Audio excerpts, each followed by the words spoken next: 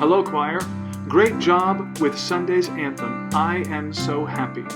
Were you surprised by the dancing scarecrows? Andy and Matt, you see, were just begging to be in another virtual choir video, so I had to find a way to fit them in. And dancing scarecrows seemed like the perfect solution. But seriously, it's sure nice to have pastors with a good sense of humor. And most importantly, our church family really enjoyed the fun and uplifting message and music of the anthem. Now it's time to change gears. Our anthem this Sunday, Thanks Be to God, is a slower, flowing work with long, expansive melodies. And it's a beautiful way for us to inspire our church family and ourselves to give thanks to our gracious and loving God. Here are my musical notes for this anthem. Phrasing and breathing. There is long phrasing in this piece. Most phrases are 4 measures followed by a quarter rest for breath. Let's look at the first page. Look right here. So you have, there is a hand whose touch creates all beauty. You can see I drew an arrow right there, okay? Which means you sing through that all the way to the end. And then after that half note, you get a quarter rest breath. Now this pattern continues very much through the piece. That's just the way this is designed. But I checked with several of our choir members, and we decided to sing the 4 measure phrases in one breath. Okay, so we're going to sing through that according to that arrow I wrote. Also, our accompaniment is slightly faster than the demo recording, so this should help everyone succeed in singing the whole phrase in one breath. Okay? Now this makes breath marks easy. Breaths are to be taken on the rests. And there are some other places in the refrain sections where the phrases are shorter. But for the most part, we have these long phrases, okay? Now, if you're running out of breath during these phrases, remember to do the following. And I'm just going to remind you, I often do this, but we're not meeting as we normally do. So remember to breathe in the middle of the word. Don't finish the word early before everyone else. It will stick out. So it's not natural to breathe in the middle of the word, but do your best. You know, sing like Father, Father, or Father. Let the people take care of the TH or the ending of the word or something like that. Okay, to help you with these long phrases, I suggest this, humming, okay? I want you to consider humming verses 1 and verses 2, okay, and the chorus as a good warm-up. Humming sets up a condition in your mouth where you can feel your resonance better, and biologically and physically, your vocal cords vibrate more easily when you're humming and less air leaks out. And you're less inclined to squeeze your cords together, okay? So it's a real beneficial exercise. So you can hum, but you can also use like a coffee stirring straw. Let me talk to you about humming, okay? Hum as if you're gently holding a small egg in your mouth. And then you wrap your lips around it.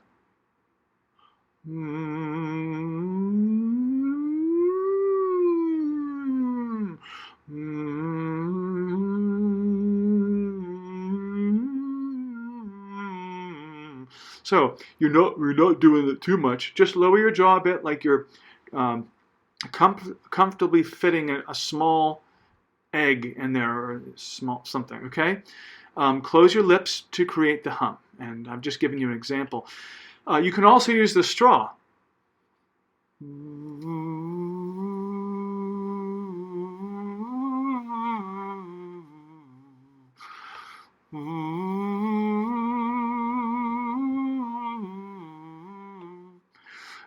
There are speech pathologists and vocologists that will use straws for vocal therapy, believe it or not. It does a similar thing to a hum, but even more so, okay?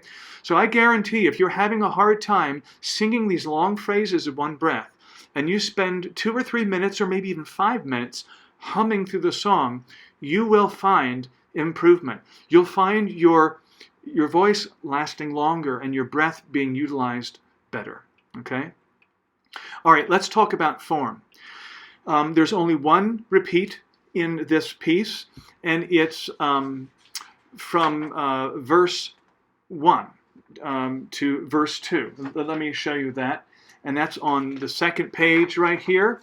Okay, you can see the first ending at the bottom of the second page. You sing down to here, and then you give thanks and go back to the top of the first page right here. There are the repeat signs, okay? At measure 5, that's where verse 2 starts, okay?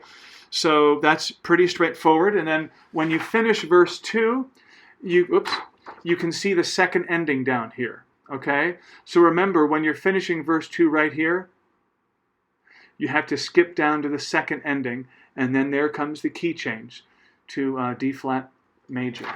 All right? Now, the variations in this song are unusual, okay? Verse 1 starts in parts. Everybody sings the parts as written. As you can see right here, it says verse 1, all. So on verse 1, everybody's singing the music that's written, okay? But look at verse 2. This is where it gets interesting. Verse 2, the women start and they sing the melody, okay? And they sing about 4 measures, and then the men take over right here.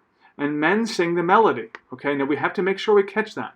On verse 2, men sing the melody, those near and far, whose lines define our flow. And then when we get down here, it just says the second time, all of our voices come together when we get to this. And praise God's goodness past all comprehension. We finish verse 2 singing in parts. So quite simply, the beginning of verse 2, the women sing.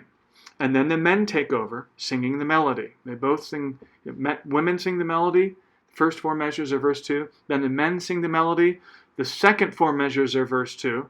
And then everybody joins back into parts as written. Okay? So that's pretty straightforward. And then, of course, you take the second ending at the bottom of page 2, which I just described. Okay, dynamics. Verses 1 and verses 2 follow the same pattern. Okay, verse medley is mezzo piano, and the refrain melody is mezzo forte. That's pretty predictable, and I circled those dynamic levels. But verse 3 starts mezzo forte. Okay, but this increase in dynamic level also happens because we'll be singing unison at verse 3. Let me get that real fast. So here's verse 3. You can see the increase to mezzo forte, and I put unison there to remind everybody we're singing unison and to sing through those long phrases. And then we get back down here and we go back into parts very quickly, okay? And then we go to forte when we get to what kind of resembles the chorus. Thanks be to God. That's forte, okay?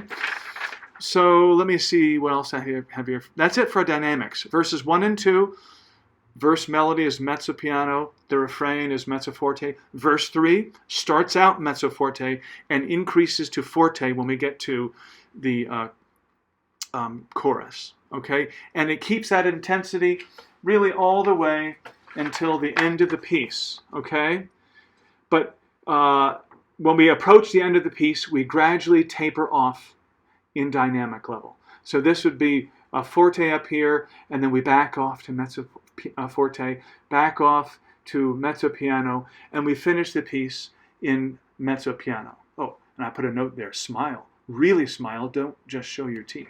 Okay. Video. Videos are looking great. Y'all are getting very, very good at this. I appreciate the lighting. There's a couple of you that might have some better lighting. Try to explore that. If you have questions, let me know. You know, trying to get everybody to be the same distance from the camera. 2 to 3 feet. Sometimes I see people like 5 or 6 or 7 feet away. We want all of our voices to be the same distance from the recording device, so I have something equal to work with, okay? But you all are doing a great job really, really, really good. And I'm so proud of all of you for your willingness to, as I've said before, try these new things and to master these things. And you really have. You've gotten predictably good and successful at it. So enjoy recording this anthem. The phrasing will ask all of us to invest ourselves a little bit more musically and physically, but the beauty of this piece is really, really worth it. Our church family is going to really enjoy our musical anthem this Sunday.